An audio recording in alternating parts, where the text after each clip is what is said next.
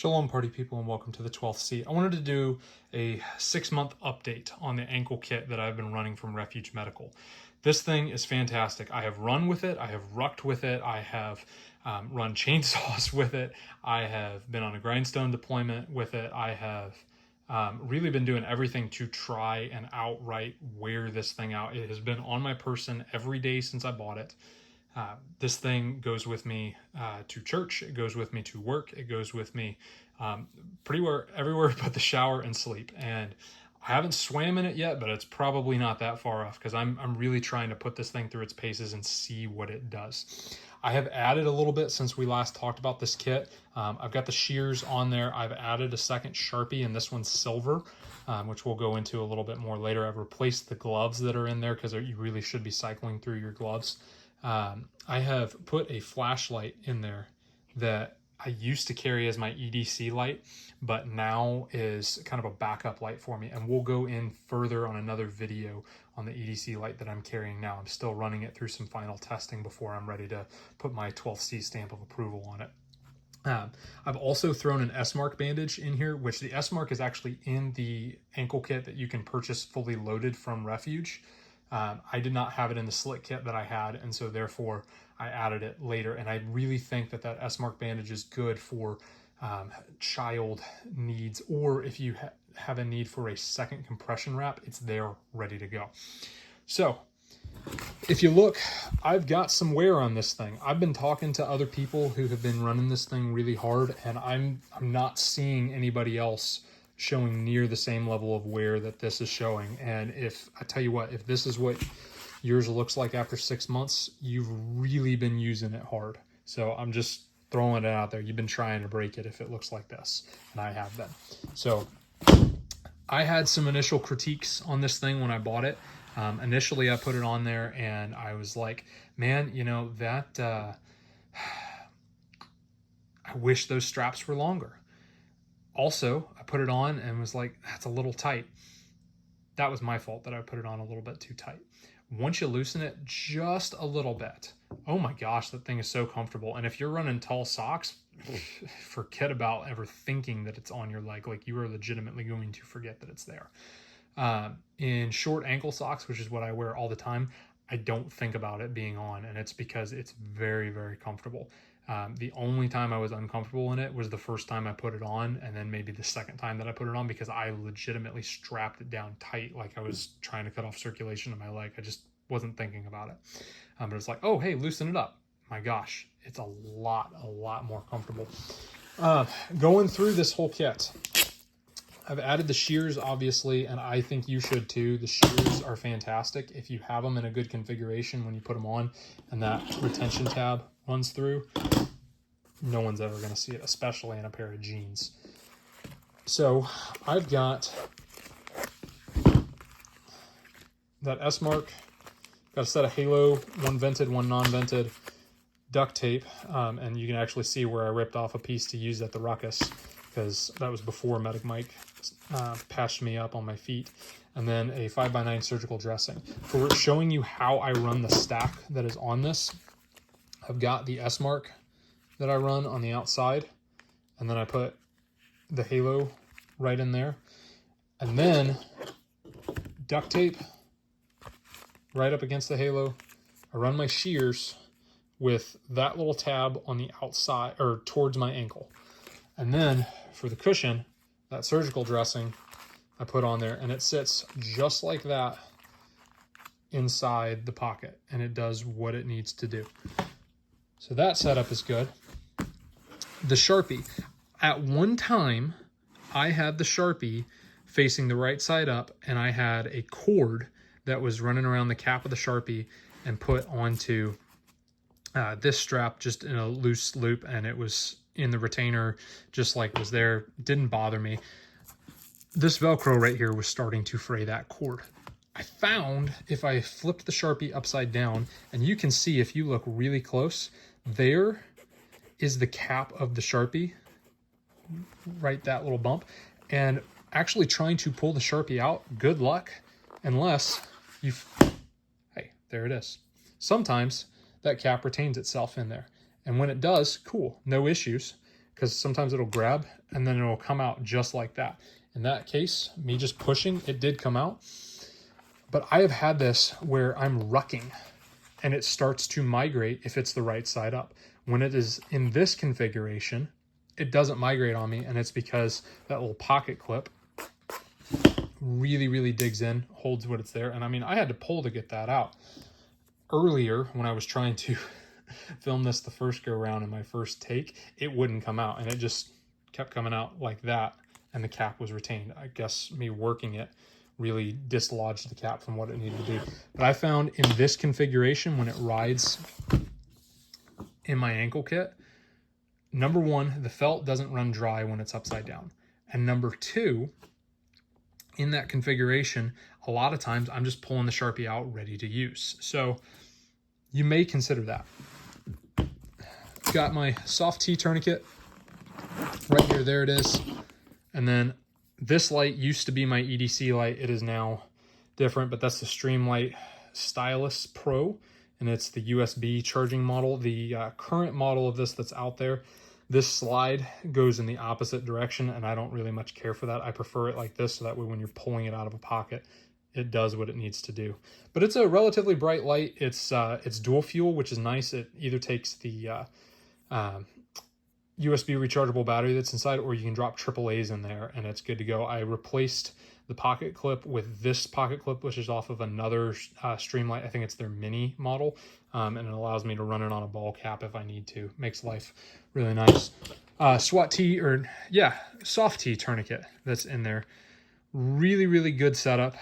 It folds flat, and that's what I like about it. It's substantially thinner than running a cat in here, and I have run a cat tourniquet in there when I went inside of prisons and had a situation where I couldn't take any metal with me. Obviously, the scissors didn't come. So that setup was very, very beneficial for what was there. I've added this silver Sharpie. You'll notice that it doesn't have the little pocket clip on there, but since this cap is actually, if you look a little bit wider than the body of the Sharpie, it's really no big deal. And that rough texture that's on there from the Sharpie logo and in here actually helps retain this in there, and I haven't hardly had any creep at all, which is really, really nice. Like in my hardest rucking and running situations, I've had it maybe creep about that high up, which is no big deal at all. Whereas this Sharpie, when it was right side up, would creep all the way out. And so that's why I run both of those upside down, plus the felt is good to go. You may be asking, hey, why are you running two Sharpies? Well, you may have a situation where you need to write on something where a black Sharpie just isn't going to show up very well, and so a silver Sharpie will show up better. So having two options, it's there to go. Plus, you know, this was just writing empty, so I figured, hey, it's free real estate, might as well run something in there. This last pocket, I've got packed a little bit of tight, but I've got Refuge gloves in there. Good to go. And I highly recommend cycling through your gloves probably every couple of months at the absolute worst case scenario. Best case scenario, you should be cycling through your gloves every month or two. So in here I have a little mini compression bandage that is all set, makes life nice. And then I've got some combat gauze, just quick clot in there. And there is an empty kit. Like I said, this is a little bit different configuration than the version of the ankle kit that you can purchase pre-filled. But basically what's in here is a SLIK kit that I used to carry around, a set of shears, an extra burn dressing, or not a burn dressing, an extra, what is this? An extra surgical dressing, 5x9 gauze, Sharpies, and this light, which this light used to be in my EDC. So you can buy the kit empty. You can buy it filled with this stuff up here. You can buy those extras. I will include links to this light or the current version of this light, and then I'll also include a link to that pocket clip.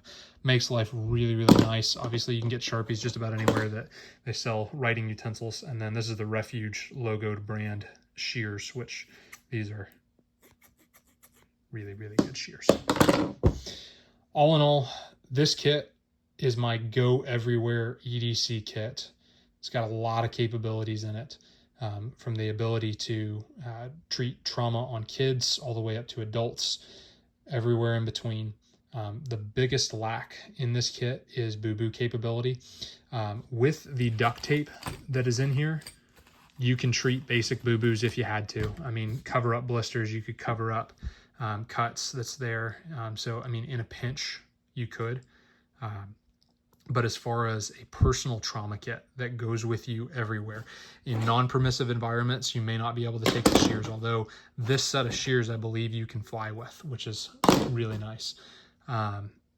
If you work inside of a corrections facility, you will more than likely have to switch that tourniquet for a Cat Gen 7 tourniquet. Makes it a little bulkier. That is something to consider, but since I'm no longer in corrections, that doesn't bother me one bit.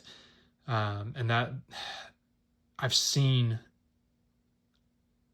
seen soft tourniquets inside of corrections environments. It really just depends on who's the person who's approving what's coming in. The biggest thing that they have a problem with is this metal windless, because that could become a dangerous item very, very quickly. That said, I always had a set of shears on me when I was in a corrections environment, but mine were on a retainer, which in this you wouldn't be able to do that. That's something to consider. I will include for my corrections officer followers a set of shear retainers that I really, really like. If you've watched my adventure kit video, you've seen them. All in all, this ankle kit is fantastic. I highly recommend it. I would buy it full. I would throw a set of shears in there, and then I would opt to get the quick clot because just so many more capabilities that are there in it. If someone doesn't know what they're doing in their wound packing, they have it. Or if you had to pack a junctional area like the pelvic girdle, that really makes a huge difference when you're wound packing. If you buy it empty, cool, but I highly recommend the setup that I have here just because of the capabilities that it comes with it. People are like, oh, well, you don't really need to run the light. I tell you what, if someone's hurt and you've got small kids around, kids love flashlights. Handing them a flashlight is a great way to keep the kid occupied. I've actually had a situation where I was rendering some minor aid to somebody, and to keep a child occupied, I handed them this flashlight, and that changed the game.